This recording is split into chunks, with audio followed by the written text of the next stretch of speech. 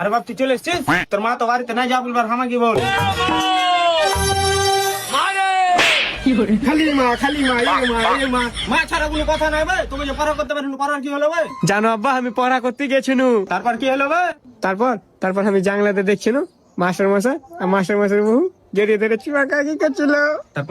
তারপর কি হলো রে বাপ? তারপর আমি বললাম, দরজা খুলে দেখ তোরে হাবো লেগেছে। চিচি বাপু সব কথা বলতে নাই, মাস্টার শুনলে রাগ করবে। ঠিক আছে আব্বা, আর বলবো না। তারপর কি হয়েছে আব্বা শুনবে? হ্যাঁ বল শুনি। তারপর লক করে আব্বা হারকে বাড়ির পেছন দিকে এসছি। পেছন দিকে এসে কি বলেছি জানো? আমি তো জানি না রে বেটা, তুই কি বলেছিস?